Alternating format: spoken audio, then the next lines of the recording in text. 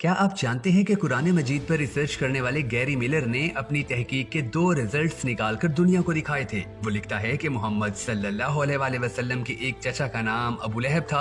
अबू लहब को हजूर सल्लल्लाहु अलैहि वसल्लम से शदीद अदावत और दुश्मनी थी। उसकी जिंदगी का वाहिद मकसद कुरान मजीद, इस्लाम और हजूर सल्लल्लाहु अलैहि वसल्लम को झुटलाना था। वो मोहम्मद सल्लल्लाहु अलैहि वसल्लम का पीछा किया करता था। जहां भी आप जाते वो आपके पीछे पीछे चलता जाता। वो आपकी हर बात को जानबूझकर झुटलाता था। अगर आप फरमाते कि ये चीज सफेद है तो वो झट बोल उठता कि नहीं, ये चीज काली है। अगर आप फरमाते कि दिन है तो वो कहता नहीं, रात है। कुरान मजीद में अबू लहब का जिक्र भी आया है कि वो दोज़ख की आग में जलेगा। दोज़ख की आग में जलना उसका मुकद्दर है, मतलब ये कि वो कभी भी इस्लाम कबूल नहीं करेगा। गैरी मिलर लिखता है कि इस आयत के नाजिल होने के बाद अबू लहब 10 साल जिंदा रहा। उसके लिए कुरान मजीद को झुटलाना बहुत आसान था। वो मुसलमानों से कहता कि मैं मुसलमान होना चाहता हूँ, लिहाजा मुझे मुसलमान बना लो। और जब वो लोग अबू लहब को मुसलमान बना लेते तो कहता, लो भाई, तुम्हारा कुरान झूठा साबित हो गया। लेकिन क्या आप जानते हैं कि अबू लहब ने ऐसा नहीं किया। हालांकि उसकी जिंदगी का मकसद ही ये था कि वो कुरान मजीद को झूठा साबित करे और हजूर सल्लल्लाहु अलैहि वसल्लम को झुटलाए। गैरी मिलर ऐसी ही एक और मिसाल देता है। वो लिखता है कि कौमों की हैसियत से इंसानी रिश्तों का जिक्र करते हुए कुरान कहता है कि बहैसियत कौम यहूदियों की निस्बत ईसाई मुसलमानों से बेहतर सलूक रखेंगे। यहूदियों के लिए कुरान को झुटलाना बड़ा आसान काम था।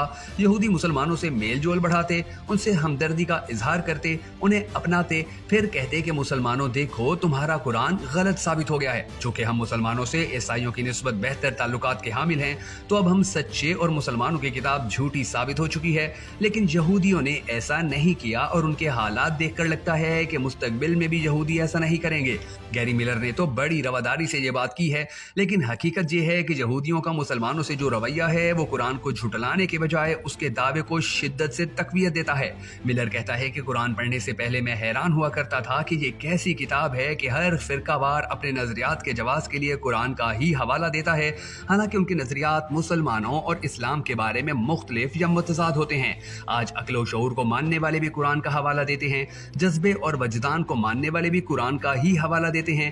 तंग ख्याल कट्टर मुसलमान भी अपने मसलक का जवाब कुरान पाक से ही अखज़ करते हैं। जहां तक कि वुस्अत कलब को मानने वाले भी कुरान को कोट करते हैं। मिलर कहता है कि ये काफी पुरानी बात है कि जब मैं सरकारी मीडिया के एक महकमे में काम करता था, ऊपर से हुक्म आता कि कुरान से फलां बात के जवाब के लिए आयत तलाश करो और हुकूमत के फलां इकदाम के हक में स्क्रिप्ट लिखकर उसे नशर करो।